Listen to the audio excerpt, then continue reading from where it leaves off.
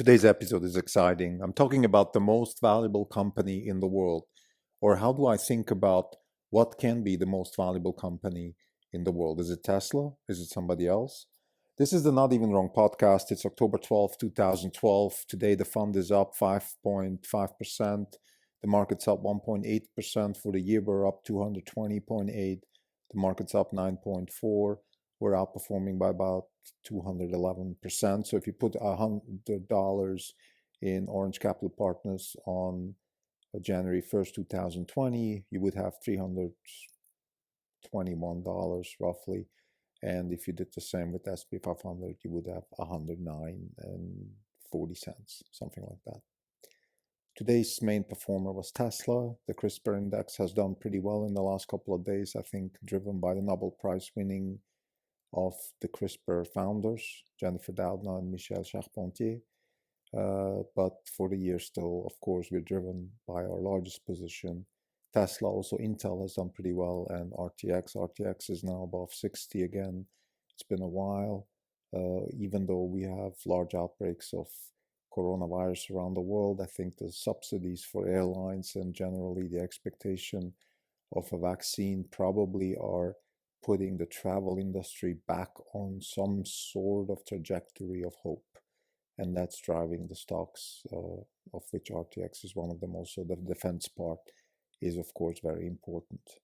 Now let's get back to the topic of today. I think a very interesting topic, which is, it's a simple question. What is going to be the most valuable company in the world? And I think answering this question is one of those beautiful things that happen in the fund industry, where you start with one question and then you start evolving into a whole thesis, or at least a thought, which is very, very useful for investing. So the question, what is the largest company in the world, I think is related to the question of what is a full stack startup.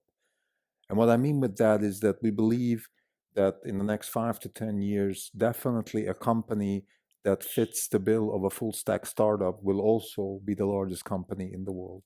It also relates to our thesis of the innovation stack, the 0 to 1 concept, and of course the innovator's dilemma. So all these things are related. The full stack startup, it's a new theme in Silicon Valley, which just basically means it's a startup that doesn't just develop technology to help a certain sector, but actually becomes the sector. So for example, Tesla is a good example. They made batteries. They could have sold those batteries to the car industry and decarbonized the transportation industry that way. But Tesla chose to actually become a car company themselves. In fact, Tesla is becoming a car company, a self-drive company, and an energy company at the same time. So Tesla is the mother of all full stack startups. There are other startups, for example, Square is a full stack financial services company that started with payment, but is also, they could have sold that to, Bank of America or Amazon or Walmart, but they chose to not just be a payments company, but grow into a full stack financial services company. And there is even, I would say, a possibility that they also become money themselves. So meaning if they can embrace Bitcoin and cryptocurrency and use that in an intelligent way for payments, it's very possible that they become even more than just a financial services company, or that the vertical integration goes further even than any other current financial services company, in the sense that they actually even are the source of money, or at least the source of dealing with money. Money itself in the crypto world is, of course, a distributed ledger type situation where nobody owns it and nobody controls it.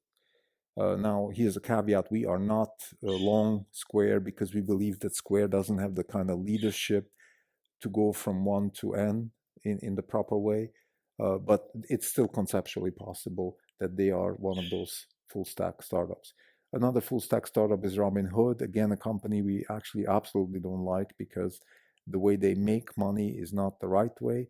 But still, they are also reinventing the whole value chain of the broker-dealer concept. And they're not just selling software to existing broker-dealers. Uber is a full-stack startup. However, we believe that that's where the line is drawn. Uber thought that they are a full-stack startup because they were originally going to sell software to taxi companies, and then it became a taxi company themselves. However, the problem with Uber is that it's not full stack, because a lot of the stack, which is the car and the driver, is not controlled by them, and therefore it's just I would say a full stack in this sorry, it's a traditional company in disguise. So it looks like a full stack company, and people are excited about it, but in fact it's not, because they're just covering actually a very small layer of the value chain, and the biggest layers, which is cars and driving, are still part of traditional, car manufacturers. And there's a possibility that Tesla takes over that market, because Tesla is actually coming from the other side of the stack. They're building the car and the self-drive, and then they could also build that sliver of software that makes the whole network work. So there's a possibility that we have a Tesla full stack autonomous ride network type situation, where Tesla comes from the car manufacturing side and becomes a full stack supplier of that market also. But Uber is not a full stack startup. And this is a very important thing. For example, people talk about valuable companies in a sense. They look at the market and they say this is a large market and this company could take X amount of market share. Another great example that failed is WeWork.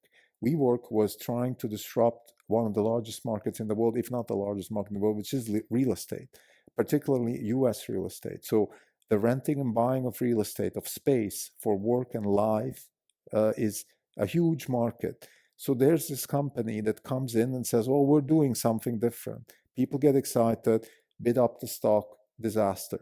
Why? Because they're not a full stack startup. Very similarly to Uber.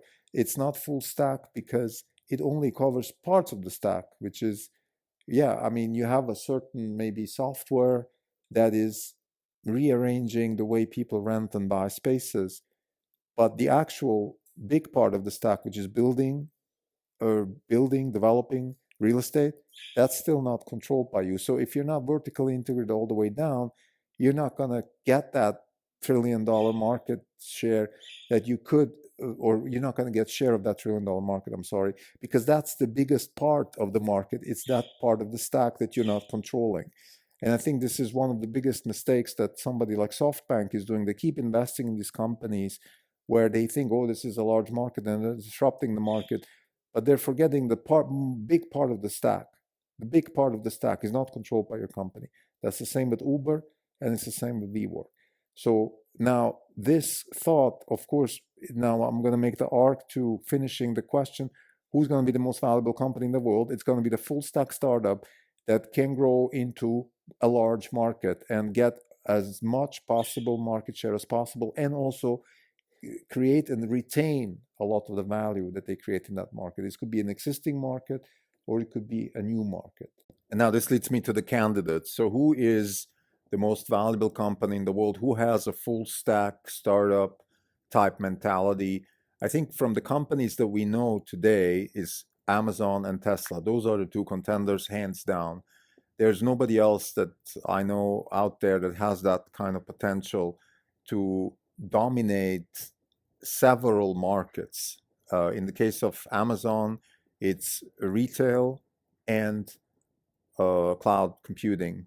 And in the case of Tesla, it's decarbonized energy, which includes transportation, housing, factories, utilities, all that stuff. So if we put all of that together, I would say Tesla is definitely a candidate for being the most valuable company in the world, just because the markets that they're attacking with the full stack are much bigger than even the market that Amazon is attacking.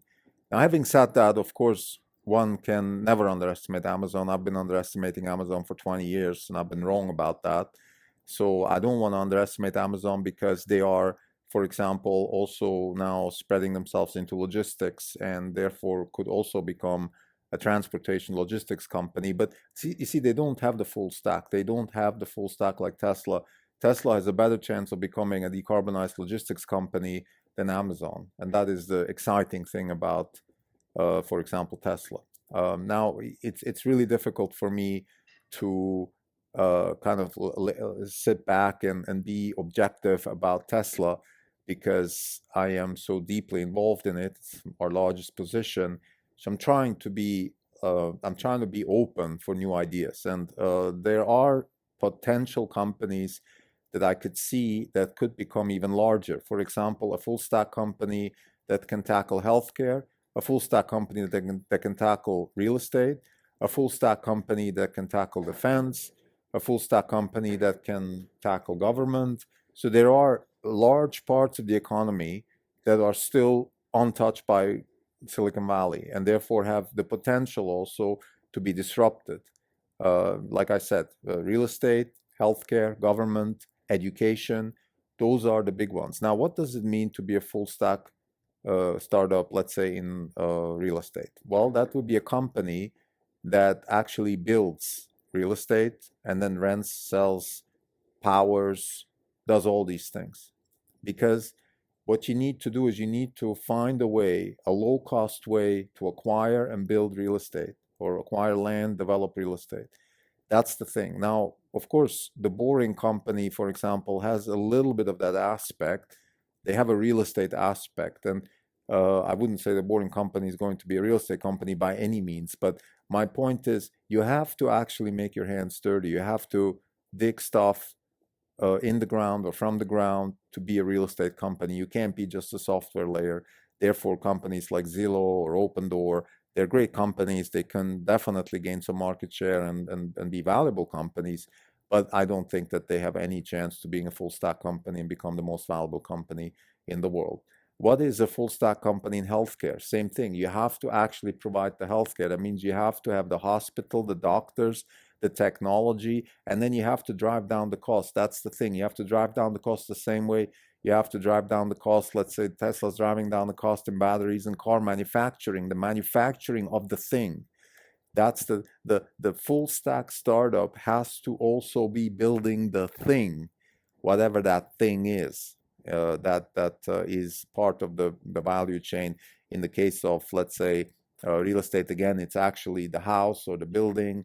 In the case of healthcare, it is the technology and the real estate and the service that is necessary to provide healthcare.